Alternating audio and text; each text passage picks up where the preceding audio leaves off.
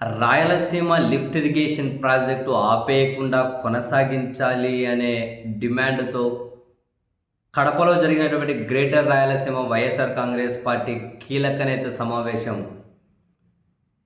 పలు తీర్మానాలను వాళ్ళు ఆమోదించారు. ఈ కార్యక్రమానికి వైసీపీ కీలక నేతలందరూ హాజరయ్యారు. సజ్జల రామకృష్ణారెడ్డి గారి నుండి గ్రేటర్ రాయలసీమకు సంబంధించి 4 ఉమ్మడి జిల్లాలు, నెల్లూరు, ప్రకాశం, ఈ జిల్లాలకు సంబంధించిన కీలక నేతలందరూ కూడా హాజరయ్యారు.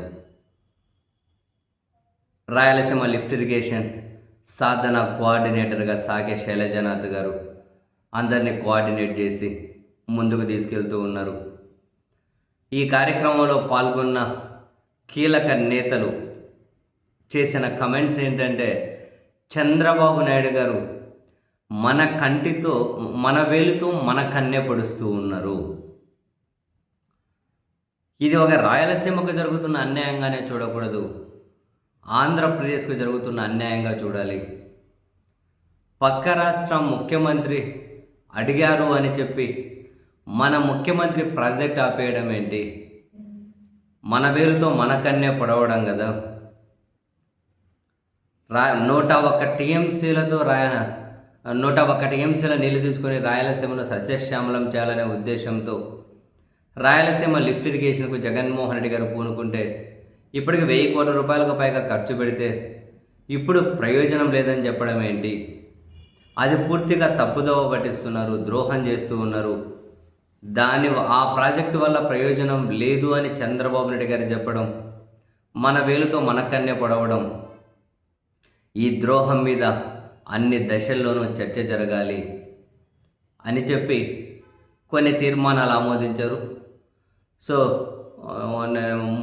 మంత్ తర్వాత మంత్, మార్చ్, ఏప్రిల్, ఈ విధంగా మొదట జిల్లా స్థాయి పోరాటం, జిల్లా స్థాయి కార్యక్రమాలు, తర్వాత నియోజకవర్గ స్థాయి కార్యక్రమాలు, తర్వాత మండల స్థాయి కార్యక్రమాలు, ఆ నెక్స్ట్ గ్రామ స్థాయి కార్యక్రమాలు, రచ్చబండల ద్వారా తీర్మానం, కూటమి పార్టీల వాళ్ళను, మరి ముఖ్యంగా టీడీపీ వాళ్ళను క్షేత్రస్థాయి నుంచి రాష్ట్ర స్థాయి నాయకత్వం వరకు ఎక్కడికక్కడ నిలదీస్తూ ప్రశ్నించాలి. ఈ రాయలసీమ లిఫ్ట్ ఇరిగేషన్ కనుక పూర్తి కాకపోతే సీమకు తీవ్ర అన్యాయం జరుగుతుంది. కానీ ఆశ్చర్యం, దీన్ని పూర్తి చేయకుండా దీని నుంచి స్కిప్ అవుతూ చంద్రబాబు గారి నుండి, పయ్యవల కేశవ్ గారి దగ్గర నుండి ఆ పార్టీ ముఖ్య నేతలందరూ మాట్లాడేది అనుమతి ఎక్కడుంది, ఆ ప్రాజెక్టుకు అనుమతి ఎక్కడుంది అని. భలే ఆశ్చర్యం అనిపిస్తుంది. ఎక్కడ అనుమతి ఉందని చెప్పి ఆల్మట్టి కట్టారు. ఎక్కడ అనుమతి ఉందని చంద్రబాబు గారు ఆంధ్రప్రదేశ్ ముఖ్యమంత్రిగా ఉన్నప్పుడే 17 టీఎంసీల కెపాసిటీ ఉన్న ఆల్మట్టి 125 టీఎంసీలకు పెంచారు. ఎక్కడ అనుమతి తీసుకొని పెంచారు? ఇప్పుడు మళ్ళీ ఆసారే ముఖ్యమంత్రిగా ఉన్నారు, 125 టీఎంసీలు ఉన్నదాన్ని 229 టీఎంసీలకు పెంచుతూ ఉన్నారు.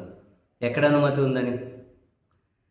అయ్యో, ఎక్కడ అనుమతి ఉందని పాలమూరు రంగారెడ్డి, ఎక్కడ అనుమతి ఉందని దిండి, ఎక్కడ అనుమతి ఉందని కల్వకుర్తి.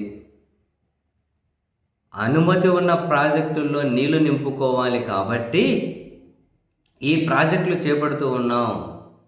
మాకు హక్కుగా వచ్చిన నీటి వాటా తీసుకోవడం కోసమే ఆ ప్రాజెక్టులు కడుతూ ఉన్నాం, కొత్తవి కాదు అంటారు. సేమ్ రాయలసీమ లిఫ్ట్ ఇరిగేషన్ కూడా అంతే. రాయలసీమలో అనుమతి ఉన్న ప్రాజెక్టులకు నీళ్లు నింపుకోవాలి కాబట్టి, ఆ నీళ్లు నింపుకోవాలి అంటే శ్రీశైలంలో పూర్తి స్థాయి ఎప్పుడో 2-3 నెలలే నీళ్లు ఉంటాయి కాబట్టి ఆ నీళ్లు సముద్రం పాలవ్వకుండా అక్కడ నీళ్లు ఉన్నప్పుడు లిఫ్ట్ చేసి అనుమతి ఉన్న ప్రాజెక్టులకు నింపుకోవాలన్నది ఈ ప్రాజెక్ట్ రూపకల్పన చేసిన ఉద్దేశం. మరి అది పెట్టేసి అనుమతి లేదు, ఇదంతా మోసం చేసినట్లు కాదు. ఎప్పుడో గోదావరి నీళ్ళు ఆంధ్రాకి రాయలసీమకి ఇస్తాము అంటారు. అది సాధ్యమవుతుందా? ఎంతవరకు సాధ్యమవుతుందో తెలియదు. బహుళార్థ సార్థక ప్రాజెక్టు అనే పోలవరాన్ని ఒక బ్యారేజ్ స్థాయికి తగ్గించేశారు. అంతెందుకు, ఎడనే ఉంది కదా శ్రీశైలంలో నీటి వాటా ఉంది కదా రాయలసీమకు, తీసుకుంటారు కదా. మరి ఆ ప్రాజెక్టు పూర్తి చేస్తే ఏంటి? నేను నిన్ననే చెప్పిన, అమరావతిలో హైకోర్టుకి, అసెంబ్లీకి, ఈ రెండింటికి ఎంత ఖర్చు పెడుతున్నారో అంత ఖర్చు పెడితే చాలు. రాయలసీమకు ఎనలేని ప్రయోజనం. మరి ఆ పని కూడా పాలకులు చేయలేము, అంత ఖర్చు కూడా పెట్టలేమంటే మరి ఎట్లా? అమరావతికి మాత్రం లక్షల కోట్లు పెడతారా? వీటికి మాత్రం 2-3 వేల కోట్లు ఖర్చు పెట్టరా? ఏం న్యాయం అండి ఇది?